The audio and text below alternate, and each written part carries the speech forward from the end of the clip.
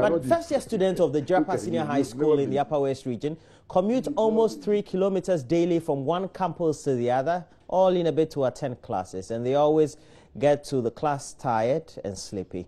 Teachers also come to class late, and teaching is truncated anytime the teacher has had to attend nature's call. And here's a report by Rafiq Salam.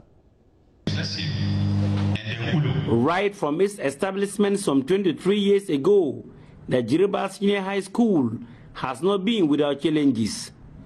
Key among them is its infrastructure. Classrooms, dormitories, and other facilities are really inadequate. Even though the relocation of the school to a new site, almost 2 kilometers from the old site, has not changed the situation. And this infrastructural gap has been deepened by the increase in the number of admitted students through the free HHS. 495 new students were placed at the school by the computerized school placement system, increasing the total population to 1,164.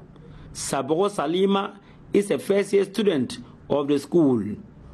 On a daily basis, she walks at most 3 kilometers from the new campus to the old one to attend classes. We, the general students, we are suffering, so we have to move from here to the west campus. So by the time we get there, we are almost tired. So when the teacher is in class, some of us will be sleeping. So the teachers are always complaining about their sleeping.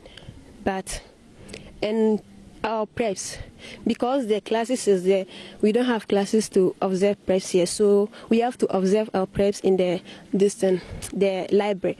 And yet, some of us will not get places there, so we have to observe them in the dining hall. This is a difficult situation. These children get really tired before they start classes. Tiredness can be a real thief of classroom concentration. When this happens, academic performance gets seriously threatened. We pity our boys.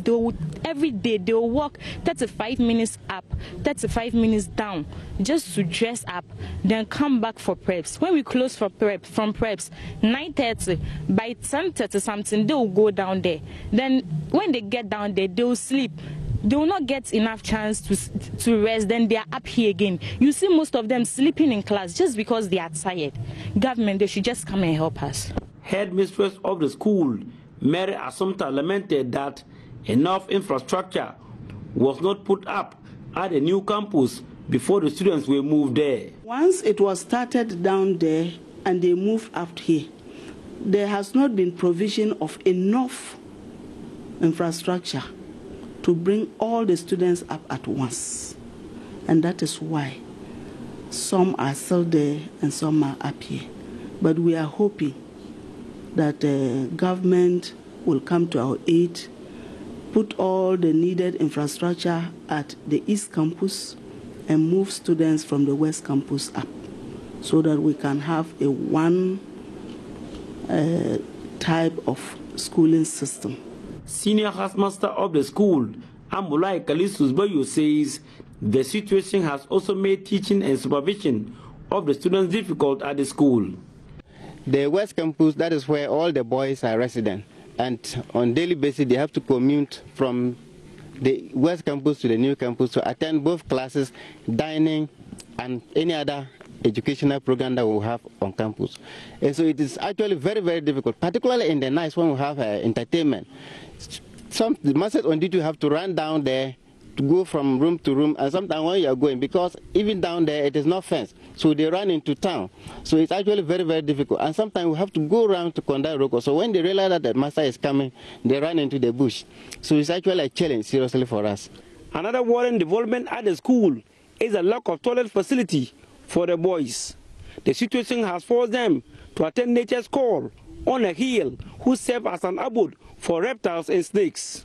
Zenipo James is the senior prefect of the school.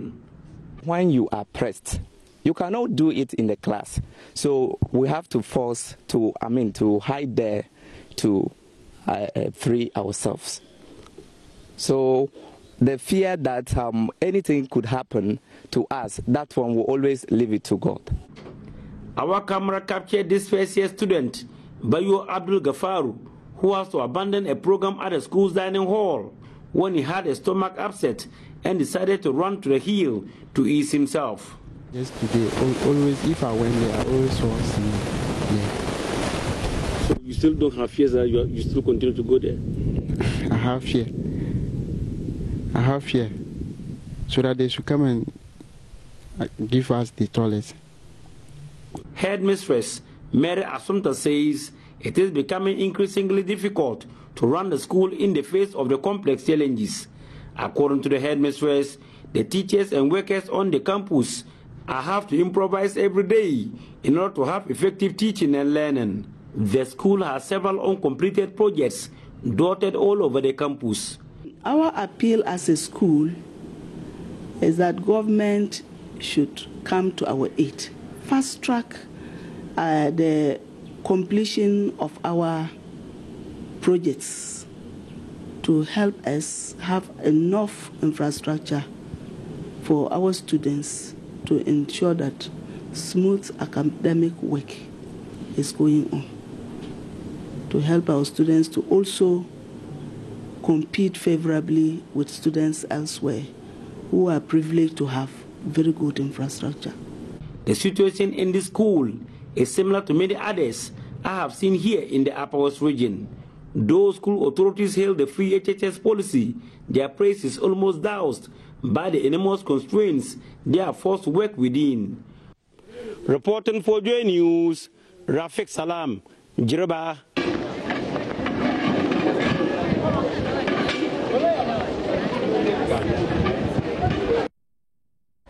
And that report by Rafiq Salam is part of Joy News Agenda. And throughout the week, we're focusing on challenges many of the senior high schools or some of the senior high schools are facing as far as accommodation and other related issues are concerned.